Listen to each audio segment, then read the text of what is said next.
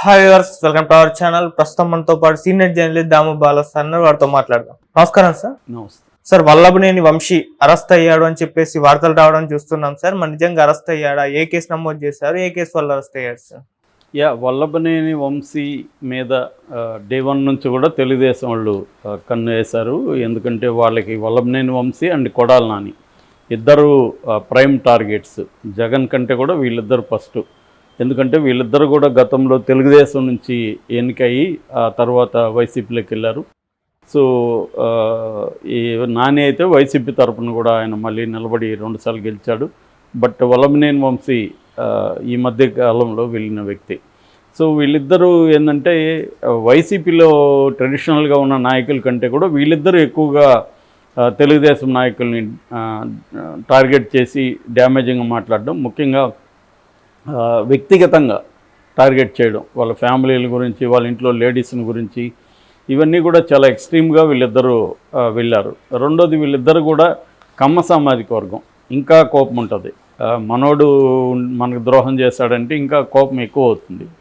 అలాగే తెలుగుదేశంలో అందరికి కూడా చిన్న కార్యకర్త నుంచి పై స్థాయి నాయకుల వరకు కూడా వీళ్ళ మీద తీవ్రమైన కోపం ఉంది. ముఖ్యంగా వంశీ అసలు లోకేష్ పుట్టిక గురించి మాట్లాడడం, భువనేశ్వర్ని టాపిక్లోకి తీసుకొచ్చి మాట్లాడడం, ఈ ఏ స్థాయికి వెళ్ళిందంటే చివరికి చంద్రబాబు ఏడ్చే స్థాయికి వెళ్ళింది వంశీ చేసిన.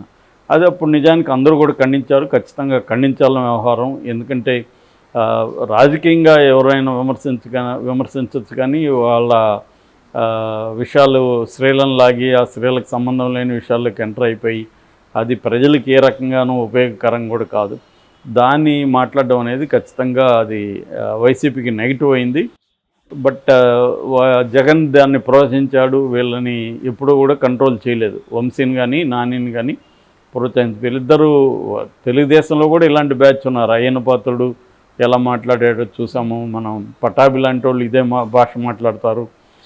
రఘురామకృష్ణరాజు ఇటువైపు ఉన్నా కూడా ఆయన తెలుగుదేశమేనా అనుకోవచ్చు. ముందు నుంచి కూడా ఆయన ఎలా మాట్లాడాడు చూసాము. ఇవన్నీ ఇటువైపు కూడా ఉన్నారు, లేదని కాదు. బట్ వీళ్ళది ఎక్కువ హైలైట్ అయింది. నాని ఇటు వంశీ ఇటు రోజా వీళ్ళది బాగా హైలైట్ అయింది. ఎందుకంటే తెలుగుదేశం మీడియా పవర్ఫుల్గా ఉంటుంది కాబట్టి వీళ్ళని ఎక్కువగా హైలైట్ చేసింది. సో ఇప్పుడు రాగానే వీళ్ళ మీద కేసులు ఏవేవి ఉన్నాయని చూసారో. ఆల్రెడీ గతంలో కేసులు ఉన్నాయి. ఇప్పుడు వల్లభనేని వంశీని తెలుగుదేశం కార్యాలయాల మీద దాడులకు సంబంధించి కేసులన్నింటినీ బయటికి తీస్తున్నారు. గతంలో ఏమేమి కేసులు ఉన్నాయి అనేది ఫస్ట్ చూసుకున్నారు. కొత్త కేసులు అనేది తర్వాత, ముందు గతంలో ఉన్న కేసుల్లో వీళ్ళని క్లోజ్ చేద్దాము అన్న ఆలోచనలో తెలుగుదేశం ప్రభుత్వం కనబడుతుంది. అందుకని వాళ్ళు ఏం చేస్తున్నారంటే గతంలో తెలుగుదేశం కార్యాలయాల మీద ఎక్కడెక్కడ దాడులు చేశారో ఆ కేసుల్ని మళ్ళీ తిరగదోడదాం అనేది చేస్తున్నారు. సో మొన్న చూసాం మనం మంగళగిరిలో దాడికి సంబంధించి కూడా ఆల్రెడీ ఇటు సజ్జల రామకృష్ణారెడ్డి, ఆళ్ళ రామకృష్ణారెడ్డి ఇలాంటి వాళ్ళ మీద కూడా కేసులు పెట్టారు. వాళ్ళు వెళ్ళి ముందస్తు బెయిల్ కూడా తీసుకున్నారు. అది 16వ తేదీ వరకు వాళ్ళని అరెస్ట్ చేయొద్దు అని చెప్పి ముందస్తు బెయిల్ కూడా ఇవ్వలేదు, కానీ పోస్ట్పోన్ చేశారు. అంతవరకు అరెస్ట్ చేయొద్దు అన్నారు.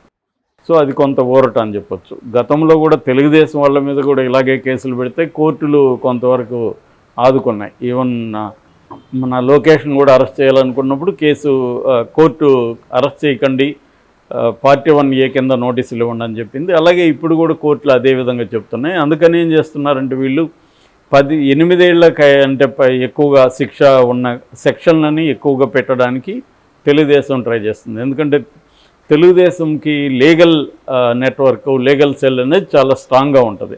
అందుకని వీళ్ళు గట్టిగా ఈసారి ఏం చేస్తున్నారంటే ఎవరి మీద కేసులు పెట్టినా 8 years ఉండేట్టుగా చూసుకుంటున్నారు. అలాగే ఇప్పుడు వంశీ మీద కూడా ఈ సెక్షన్లో చూస్తే మనం ఇది ఎందుకంటే నేరం జరిగింది కానీ కంప్లైంట్ ఇచ్చింది కానీ గతంలో జరిగింది కాబట్టి ఇప్పుడు కొత్తగా వచ్చిన BNSS ఈ చట్టాలు దీనికి అప్లికబుల్ కావు.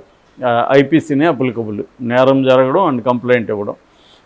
దాంట్లో కూడా కన్ఫ్యూజన్ ఉంది. నేరం జరగడం ఇంపార్టెంటా, కంప్లైంట్ ఇవ్వడం ఇంపార్టెంట్ అనేది లాయర్ల మధ్య, జడ్జిల మధ్య కన్ఫ్యూజన్ ఉంది. సుప్రీంకోర్టు లాంటి ఎక్కడైనా జడ్జెస్ దాన్ని వ్యాఖ్యానించి నిర్దిష్టంగా చెప్పడం అవసరం. ఏదేమైనా దీంట్లో అయితే ఆ కన్ఫ్యూజన్ లేదు, ఎందుకంటే నేరం జరగడం, కంప్లైంట్ ఇవ్వడం కూడా పాతవే.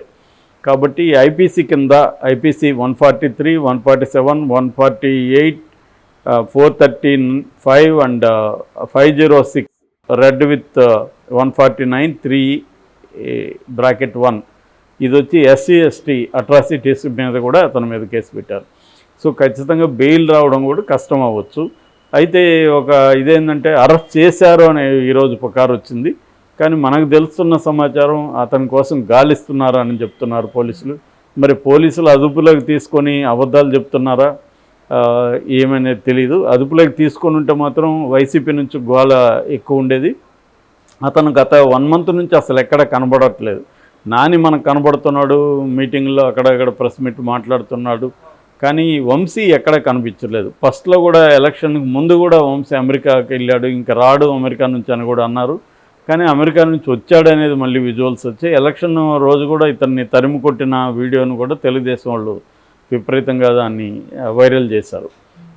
అప్పటి నుంచే వంశీకి స్టార్ట్ అయింది, కౌంట్ డౌన్ స్టార్ట్ అయింది అనేది కూడా వాళ్ళు చెప్పారు. సో ఇప్పుడు వంశీ విదేశాలకు వెళ్ళిపోయాడా, అమెరికాకి వెళ్ళిపోయాడా, లేకపోతే ఉన్నాడా, ఏం జరుగుతుంది అనేది అయితే తెలియట్లేదు.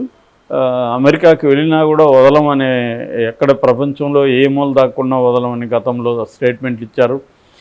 ఈవెన్ లోకేష్ కూడా డైరెక్ట్గానే హెచ్చరించాడు, వంశీకి భయం అనేది ఏందో చూపిస్తానన్నాడు. సో మరి ఎలా చూపిస్తారు వీళ్ళు?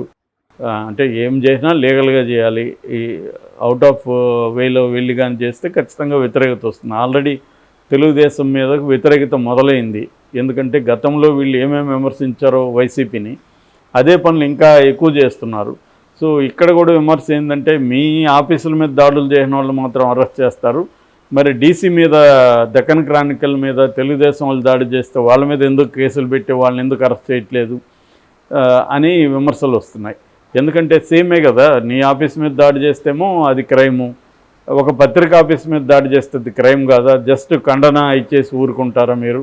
వాళ్ళని కేసులు పెట్టి వాళ్ళని అరెస్ట్ చేయరా? పైగా కండువాలు వేసుకొని, పసుపు కండువాలు, క్లియర్గా వీడియోస్ ఉన్నాయి, ఎవరు చేస్తున్నారు అన్నీ ఉన్నాయి. ఇక్కడన్నా వంశీ చేయించాడని తప్ప ఇతను వెళ్ళి చేశాడనేది ఏం లేదు.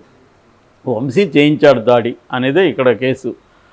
అది చేయించాడా లేదనేది కోర్టులో ప్రూవ్ అవుతుందంటే కష్టమే. కానీ తెలుగుదేశం వాళ్ళు చేసింది క్లియర్గా వీడియోస్ ఉన్నాయి, విజువల్స్ ఉన్నాయి. కాబట్టి వాళ్ళని ఎందుకు వదిలేస్తున్నారు అనేది ఇప్పుడు అందరూ అడుగుతున్న ప్రశ్న. ఎందుకంటే మీడియా మీద అటాక్ అనేది ఎప్పుడైనా కూడా ఇదే. చంద్రబాబు కూడా నిన్న ఏం పిలిపిస్తున్నాడు, వాళ్ళ తాట తీయండి, ఎవరన్నా దీని మీద ఇలాంటి అబద్ధాలు రాస్తే అని చెప్తున్నాడు. అంటే ఇండైరెక్ట్గా ఆయనే చెప్తున్నాడు, తాట తీయండి అంటే వాళ్ళు ప్రజలు ఎందుకు తాట తీయాలి, కార్యకర్తలు ఎందుకు తీయాలి? లీగల్గా ఒక ప్రభుత్వం ఉంది, ఒక వ్యవస్థ ఉంది. ఎవరైనా తప్పు రాస్తే, ఒక పత్రిక తప్పుగా రాస్తే ఏం చేయాలి? ఖండన ఇవ్వాలి. దానికి వ్యతిరేకంగా మీ పత్రికలు మీరు ఎలాగో ఇస్తారు, దానికంటే లీగల్గా కోర్టులో కేసు వేయాలి. ఇదే కదా జరగాలి ప్రజాస్వామ్యంలో. అది కాకుండా మాకు వ్యతిరేకంగా మీరు వార్త రాస్తే మేము పోయి అటాక్ చేస్తాం. వీళ్ళు ఎన్ని రాయలేదు, సోర్సులు చెప్పారా లేకపోతే ఇవి చెప్పారా? రోజుకి 10 వార్తలు, 100 వార్తలు. ఇంకా ఈనాడు పేపర్ అయితే 99% యాంటీ జగన్ రాసింది. మరి అప్పుడు వాళ్ళ ఆఫీసుల మీద ఏం దాడులు జరగలేదే. ఇవాళ ఒక వార్త యాంటీగా రాయడంతోనే సహించలేకపోతున్నారంటే సో అర్థం ఏంటి? అంటే మనకి యాంటీగా ఎవరు ఉండకూడదు, మనది అబ్సల్యూట్గా మెజార్టీ వచ్చిన ప్రభుత్వం అన్న పద్ధతిలో కనబడుతుంది. దీన్ని ఇప్పటి వరకు పవన్ కళ్యాణ్ లాంటి వాళ్ళు కూడా ఖండించలేదు. ఆయన ఒక మీడియా మీద జరిగితే పవన్ కళ్యాణ్ నోరు తెరవలేదు. తనేమో గతంలో వచ్చిన కొత్తల్లో మేము ప్రతిపక్షంగా పనిచేస్తామని ఇంత పొడుగు స్టేట్మెంట్ ఇచ్చాడు. ప్రతిపక్షం అంటే అర్థమేమి? ప్రభుత్వం చేసే ప్రజా వ్యతిరేక కార్యక్రమాలు కానీ, ప్రజాస్వామిక వ్యతిరేక కార్యక్రమాలు కానీ ఖండించడం ఫస్ట్ చేయాల్సిన పని. అది ఇప్పటివరకు పవన్ కళ్యాణ్ ఏ విషయంలో కూడా చేయలేదు. సో ఇది ప్రాబ్లం అవుతుంది. బట్ వంశీని అరెస్ట్ చేస్తారా, కోర్టులు ఏమన్నా ఇతనికి బెయిల్ ఇస్తుందా, ముందస్తు బెయిలు అనేది చూడాలి. ఏదేమైనా వాళ్ళైతే వంశీని, కొడాలినాని వీళ్ళిద్దరిని అయితే మాత్రం జైల్లో పెట్టి చాలా కాలం పాటు జైల్లో ఉంచేయాలి అనేది ఉంది. గతంలో కూడా చింతమనేని ప్రభాకర్ లాంటి వాళ్ళని విపరీతంగా వరుసగా కేసులు పెట్టి జైల్లో ఉంచి, ఇప్పుడు కూడా తెలుగుదేశం అదే మెథడ్ ఫాలో అవుతుంది. ఇంకో కేసు పెడుతుంది, పీటీ వారెంట్తో ఆ కేసులో జైలుకి వెళ్తాడు. Okay sir, thank you so much sir.